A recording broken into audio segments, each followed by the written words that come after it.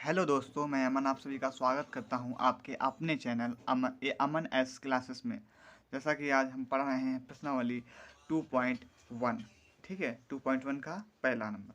देखिए क्या कह रहा है, चलिए चलते हैं। पहला नंबर कह रहा है निम्नलिखित व्यंजकों में कौन एक चर में बहुपद है और कौन कौन नहीं है, कारण के साथ अपने उत्तर दो। ठीक है, तो हमें इसमें ये बताना है कि कौन एक चर में बहुपद है, कौन नहीं है, और तथा उसके साथ हमें कारण के साथ उसका उत्तर भी देना है। ठीक है, तो पहले हम ये लोग ये जान जाए कि एक चर में बहुपद ये होता क्या है। तो एक चर में बहुपद मतलब देखो हम आपको बता दे रहे हैं। एक चर में बहुपद मतलब ये है इसका कि अगर देखो उदाहरण दे रहे हैं एक चर बहुपद के। एक चर में बहुपद, एक चर में बहुपद।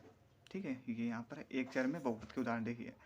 तो इसके उदाहरण हम ऐसे ले सकते हैं, मतलब कोई भी मान जो हो, या तो पूरा एक्स में से 3x² प्लस 3x+2।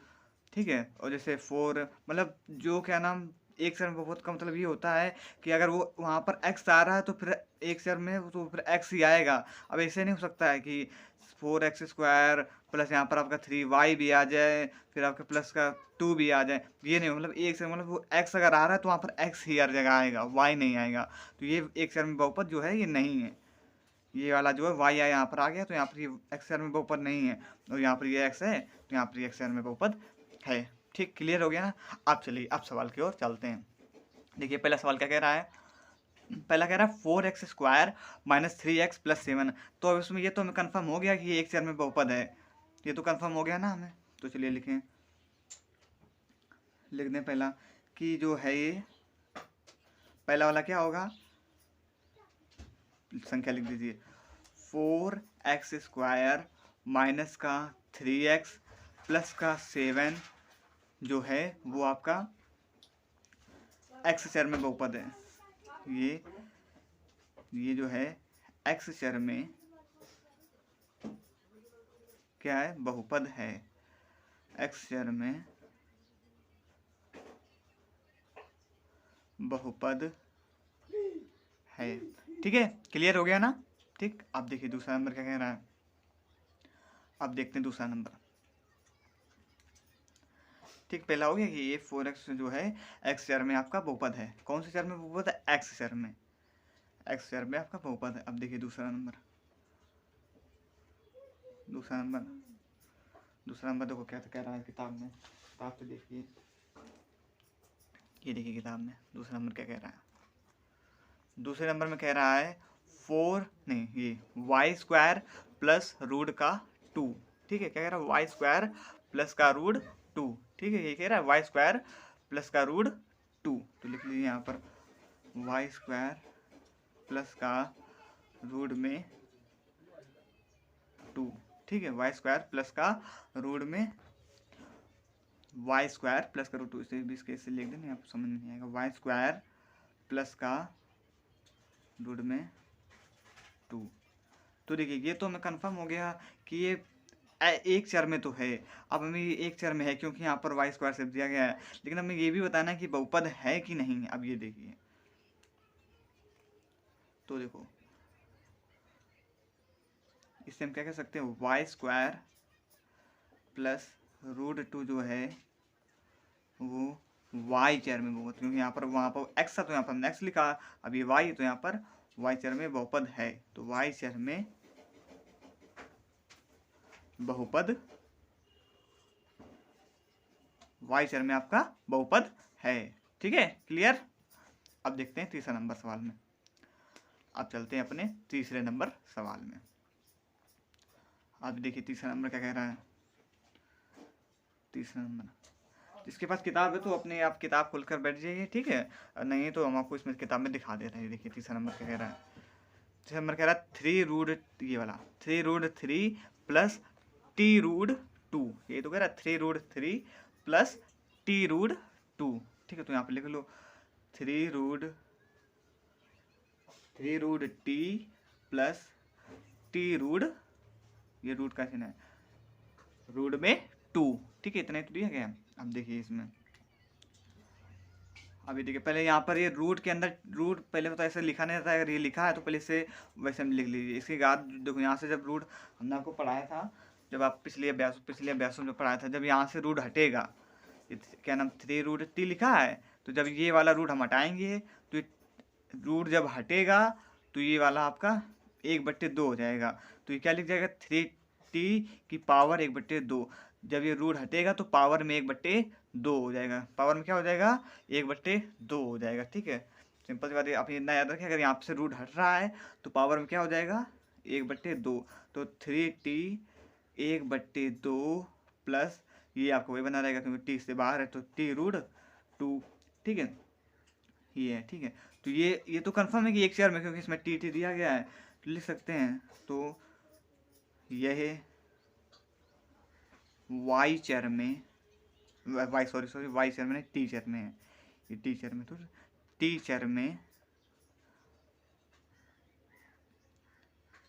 तो है, टी चर में है, लेकिन ये बहुपद नहीं है। अब आप पूछेंगे क्यों नहीं है, तो बहुपद इसलिए नहीं है, हमने आपको जब वो क्या नाम लिखवाया था, आप देख ले, अगर आपने ना देखी हो तो वो परिचय देख लीजिए 2.1 का। ठीक है, तो उसमें हमने हमारे लेसन जो अभ्यास से 2 का उसका परिचय आप देख लीजिएगा। ठीक है, तो आपको समझ में आ जाएगा। उसमें हमने आपको लिखवाया था कि उस जो पूर्णांक होते हैं, जो बहुपद कौन होते हैं, जो पूर्णांक होते हैं, लेकिन यहाँ पर 1/2 है, तो ये तो पूर्णांक तो है नहीं, तो एक परिमेय संख्या है। ठीक है, इसलिए ये आपका बहुपद नहीं होगा। एक चर में तो है लेकिन ये बहुपद नहीं होगा। ठीक है, ये टी चर में है लेकिन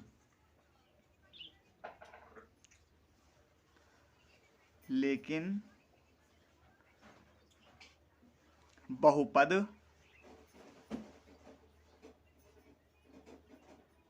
नहीं है। क्यों नहीं है, अब आंसर वो भी पूछ रहा था तो ये भी लिख दीजिए, क्योंकि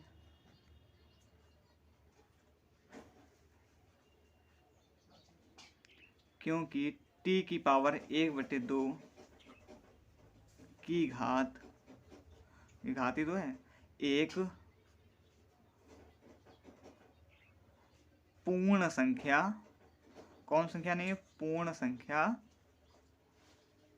संख्या नहीं है। ठीक है, क्लियर, पूर्ण संख्या नहीं है। ठीक, अब देखिए चौथा नंबर सवाल, ये देखिए चौथा नंबर सवाल। चलिए चौथा नंबर पहले नोट कर लेते हैं, फिर उसके बाद लगाते हैं। चौथा नंबर सवाल देखिए, चलिए चौथा नंबर क्या कह रहा है। चौथे नंबर में दिया गया है आपका y + 2/y, देखो आपको दिख रहा होगा ये y + 2/y, तो इसे लिख लीजिए y + 2/y, y + 2/y। ठीक है, अब इसे हल कीजिए, तो सबसे पहले इसे हल कर लीजिए। तो ये क्या हो जाएगा y + 1.6 में मैंने बताया था, जब तो ऐसे लिखा हो ये y जब नीचे वाला ऊपर जाता है तो ये माइनस का हो जाता है, तो ये क्या हो जाएगा 2y - 1। अगर आपने ना देखा हो तो 1.6 प्रश्नावली देखिए जाकर के, तब आपको समझ में आ जाएगा हमने कैसे किया है।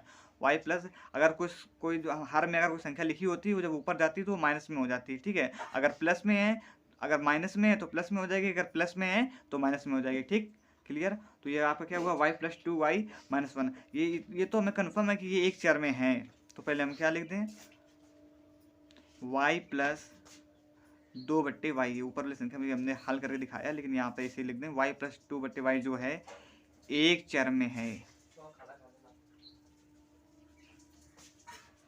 एक चर में है। ठीक है, लेकिन एक चर में तो है y + 2/y जो है एक चर में तो है, लेकिन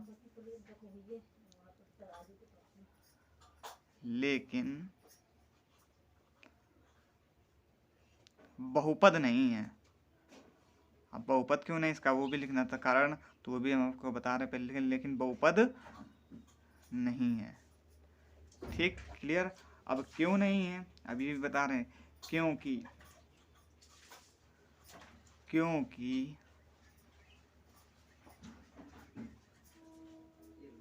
चर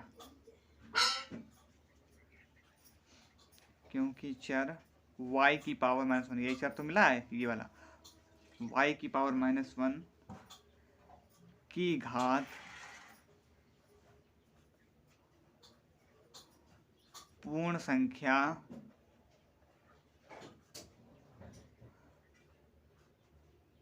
नहीं है। ठीक है, y की पावर -1 पूर्ण संख्या नहीं। पूर्ण संख्या क्या होती है? जो कहाँ 0 से शुरू होती है और अनंत तक जाती हैं। जो माइनस आता है वो पूर्णांक में आता है। ठीक है, बहुत बच्चे इसमें गलती करते हैं, नहीं ध्यान रखना। पूर्ण संख्या वो होती है जो 0 से अनंत, पूर्णांक मिलता जुलता है लेकिन ये अलग है पूरा। पूर्ण संख्या क्या होती है? जो 0 से अनंत तक जाती है। पूर्णांक जो माइनस अनंत से प्लस अनंत तक, वो पूर्णांक होता है। ये पूर्णांक है ना कि पूर्ण संख्या। ठीक है, इसलिए ये बहुपद नहीं होगा। ठीक है, क्योंकि चर y-1 की घात पूर्ण संख्या नहीं है। क्लियर? अब पहुंचते हैं दूसरे नंबर सवाल में। देखो दूसरा नंबर सवाल क्या कह रहा है।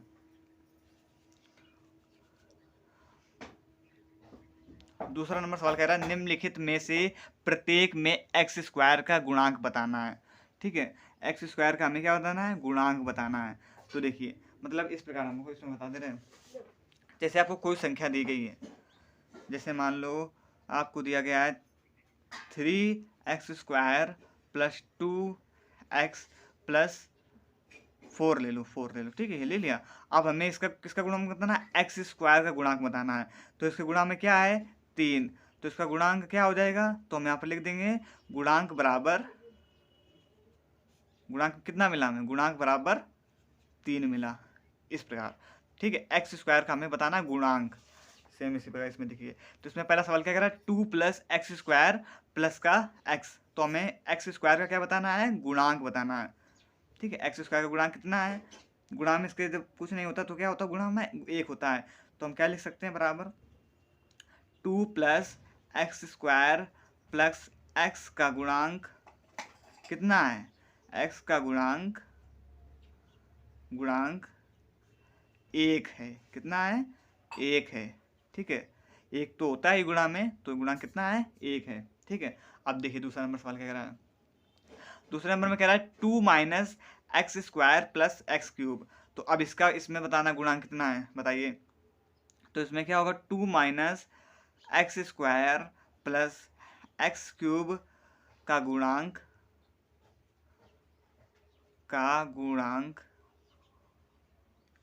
कितना है? -1 है। -1 क्यों है? क्योंकि यहाँ पर प्लस था तो हमने प्लस का बनाया, यहाँ पर ये प्लस का बना है। प्लस था इसलिए हमने लिखा नहीं। अब यहाँ पर -x² है तो यहाँ पर -1 होगा गुणांक। ठीक, क्लियर? अब चलिए पहुँचते हैं दूसरे नंबर सवाल पर। ठीक, अब देखिए तीसरा नंबर सवाल क्या कह रहा है। तीसरा नंबर सवाल कह रहा है π/2 x² प्लस x। अब हमें इसमें गुणांक बताना है, गुणांक कितना है।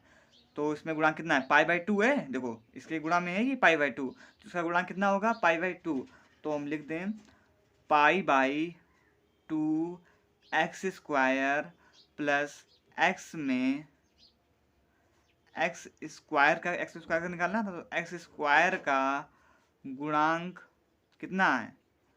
गुणांक कितना है? π/2 है। ये देखो गुणांक, ये वाला गुणांक कितना है? π/2 है। क्लियर? ठीक, अब देखिए चौथा नंबर सवाल देखते हैं। इसमें कहता है √2। ये x जो है ये रूट में नहीं है, अलग है, सॉरी हो गया धोखे से। ठीक है, √2x - 1 का बताना है। अब इसमें बताना है इसका गुणांक कितना है। ठीक है, अब हमें इसका गुणांक बताना है। हाँ चलिए, अब √2x - 1 का गुणांक हमें बताना है। तो ठीक है, तो इसमें हम क्या कर रहे हैं? x² का हमें गुणांक निकालना था। इसमें x² तो है नहीं, तो इसका गुणांक कितना हो जाएगा? तो हम लिख देंगे √2x - 1 का गुणांक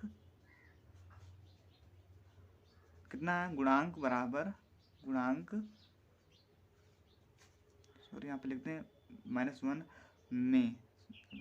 में x² का गुणांक कितना है? 0 है। क्यों 0 है? देखो इधर हम आपको बता दे रहे हैं,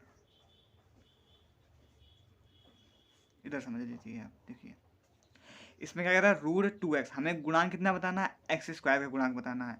और x² का गुणांक मतलब है नहीं हमारे पास, x² है ही नहीं। तो यहाँ पर जब 0 होगा, तो जब 0 गुणा किसी भी संख्या से होता है तो कितना आता है आंसर? 0 होता है। ठीक है, तो इसलिए इसका गुणांक कितना है? 0 है। ठीक है, अब देखते हैं तीसरे नंबर सवाल पे अपने आते हैं। अब देखिए तीसरा नंबर सवाल क्या कह रहा है। 35 के थोड़ा समझना है इस सवाल को ध्यान से।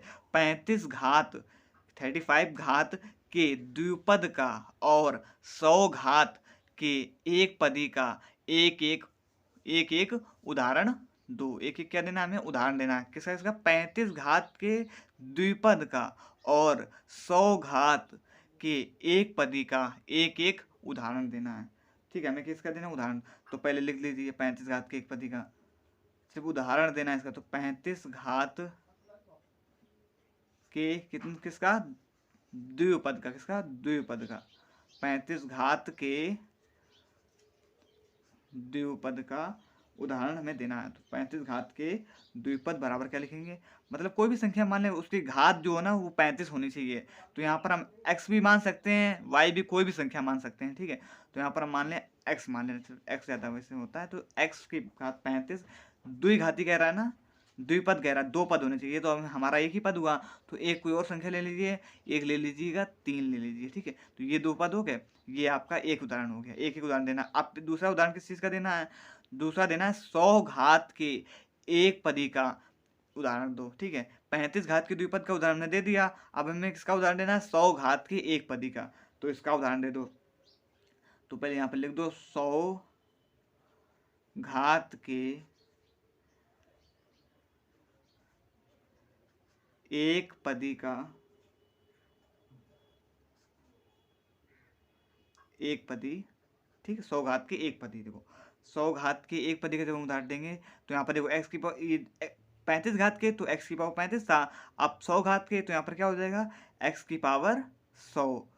ठीक है, यही आपका हो जाए, क्योंकि इसमें दो पद हैं तो हमने दो पद ये लिए, दो ये पहला पद ये, दूसरा पद ये। इसमें एक पद कह रहा था तो ये एक पद ये हो गया, x की पावर 100। ये आपका सवाल जो है सॉल्व हो गया, तीसरे नंबर। अब पहुँचते हैं अपने चौथे नंबर सवाल पे। ठीक, क्लियर हो गया ना, समझ में आ गया।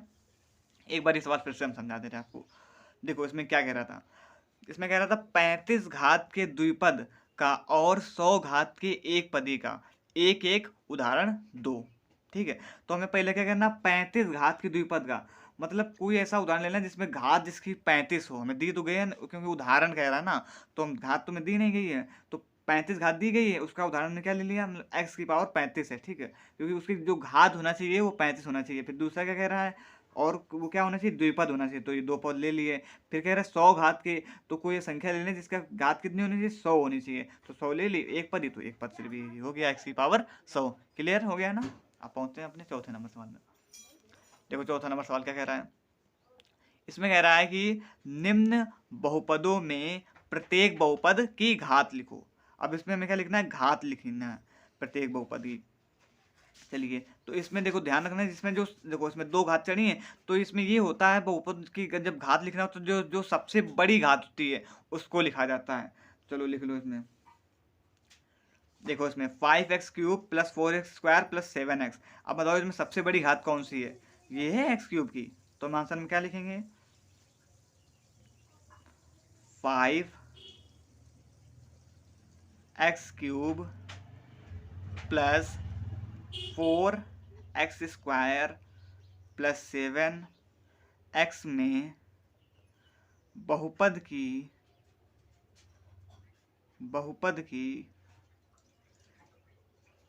घात कितनी है, 3 है। ठीक है, बहुपद जो सबसे ज्यादा वाली होती है वही घात लिखी जाती है। तो बहुपद की घात कितनी हो गई, 3 हो गई। ठीक, क्लियर हो गया। अब देखो दूसरा नंबर क्या कह रहा है, 4 - y²। तो अब इसमें कितनी घात है, इसमें घात है 2। तो यहाँ पर लिख दीजिए 4 - y²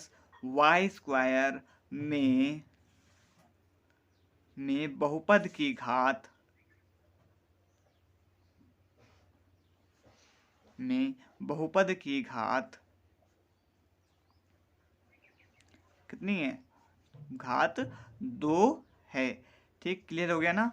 अब देखते हैं अपने तीसरे नंबर सवाल पे। देखो तीसरा नंबर सवाल क्या कर रहा है, 5t - √7। अब इसमें बताने घात कितनी है। तो देखो इसमें घात कितनी है, t, मतलब अगर कोई भी किसी में घात ना चढ़ी हो तो उसकी घात क्या होती है, 1 होती है। तो उसकी घात कितनी है, 1 है। तो यहाँ पर लिख दो 5t - √7 में बहुपद की घात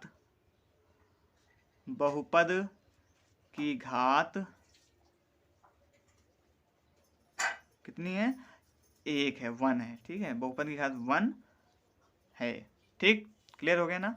आप देखिए इसमें चौथे नंबर सवाल में, इसमें सिर्फ कितना लिखा है, 3 लिखा है, इसमें कोई भी क्या नाम चर संख्या जो है वो नहीं दी गई है, चर नहीं दिया गया, तो इसमें घात कितनी हो जाएगी, 0, जब कोई चर दिया ही नहीं गया तो इसमें घात कितनी हो जाएगी, तो 3 में बहुपद की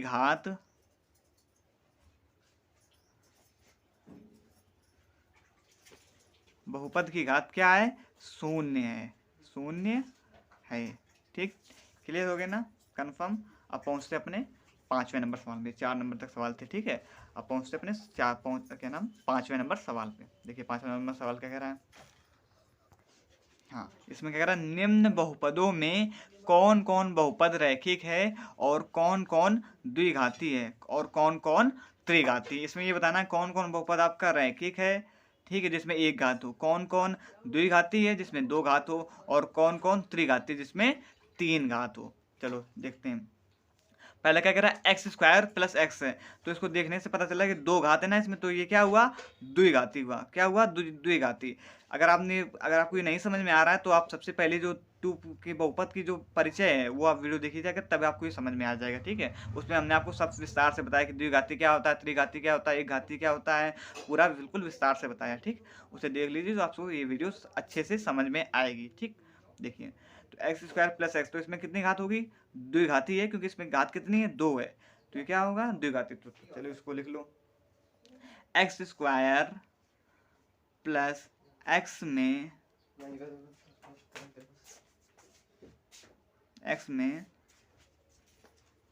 एक्स स्क्वायर प्लस एक्स में क्या लिख लें, बहुपद क्या है, बहुपद द्विघाती है, क्या है, बहुपद द्विघाती है, ठीक है, क्योंकि इसमें 2 घात है, अगर द्विघाती है तो मतलब 2 घात हैं तो द्विघाती, एक घात है तो एक घाती है या रैखिक भी कहते हैं, अगर 3 घात हैं तो त्रिघाती, ठीक है। अब देखिए इसमें कितनी घात है, इसमें कितनी घात है, तो 3 है, x माइनस एक्स क्यूब, तो इसमें घात कितनी है, 3 है, तो ये क्या होगा, त्रिघाती। तो लिख दो x माइनस एक्स क्यूब में बहुपद आपका क्या है, त्रिघाती है, में बहुपद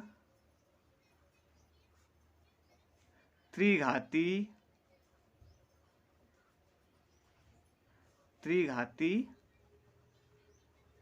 है, ठीक, क्लियर, कंफर्म हो गया ना। अब देखिए तीसरा नंबर सवाल क्या कह रहा है, y plus y square plus 4, अब इसमें घात कितनी है, 2 है, तो ये क्या होगा, द्विघाती, तो इसे लिख दीजिए y plus y square plus का 4 में बहुपद क्या है, बहुपद द्विघाती है, ठीक है, समझ में आ रहा ना, ये बिल्कुल सरल सवाल, बस थोड़ा सा दिमाग देखना है, दिमाग लगाना है और बस सवाल तुरंत हल हो जाएंगे। अब देखिए चौथा नंबर क्या कह रहा है, 1 प्लस एक्स, इसमें बताना है कि ये क्या है, देखो इसमें क्या घात है, अगर कोई घात ना हो तो क्या होती है, एक होती है, तो ये क्या होगा, एक घाती या रैखिक, तो इसे लिख दे 1 प्लस एक्स में बहुपद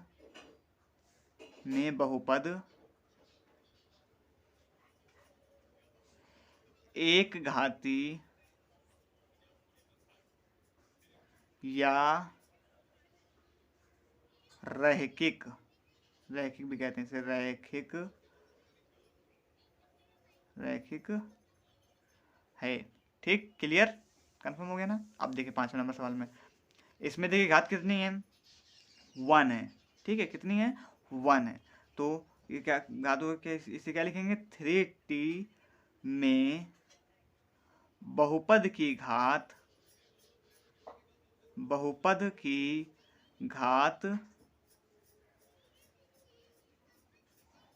1 है, क्लियर हो गया ना, क्योंकि इसकी घात कुछ ना हो तो 1 होती ही है, ठीक, बहुपद की घात कितनी है, 1 है। अब ये कह रहा है आर स्क्वायर, तो आर स्क्वायर 2 घात चढ़ी इसमें, तो घात क्या होगा, ये द्विघाती होगा, तो लिख दो आर स्क्वायर में, सॉरी मैं 2 बार लिख गया, ये एक बार, ठीक है, में बहुपद की घात, आर स्क्वायर में बहुपद की घात द्विघाती द्विघाती है। ठीक है, क्लियर हो गया ना। अब देखिए 7वां नंबर सवाल, लास्ट सवाल, 7वां नंबर और आपका लास्ट सवाल भी कह सकते हैं। ठीक है, इस प्रश्नावली का 2.1 का ये कह रहा है 7x क्यूब। तो अब इसमें कितनी घात है? इसमें 3 घात है, तो ये क्या होगा? ये क्या होगा? त्रिघाती। क्या होगा? त्रिघाती। तो लिख दीजिए इसे 7x क्यूब में बहुपद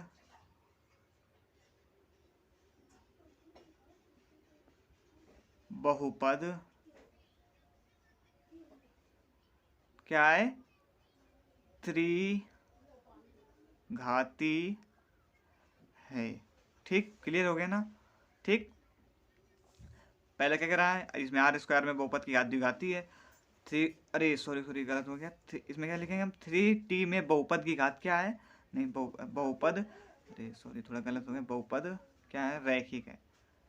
रैखिक या एक घाती कह सकते हैं। रैखिक है। बहुपद क्या है? रैखिक है। ठीक, ये आपकी प्रश्नावली 2.1 क्लियर हो गई, पूरी कंप्लीट हो गई। ये देखिए यहाँ तक इसमें सवाल थे। ये देखिए 5 नंबर तक, 5 नंबर के 7 नंबर तक सवाल लगा लिए, क्लियर हो गया। ठीक है, आई होप कि आपको ये सवाल सब समझ में आए होंगे। अगर वीडियो अच्छी लगी हो तो वीडियो को लाइक करें तथा चैनल को सब्सक्राइब करें, तथा आप भी मस्त रहें, स्वस्थ रहें और अपनी पढ़ाई जारी रखें। ठीक है, और पढ़ते रहें, हमसे पढ़ते रहें और अपने तैयारी भी करते रहें। ठीक है, धन्यवाद। जय हिंद।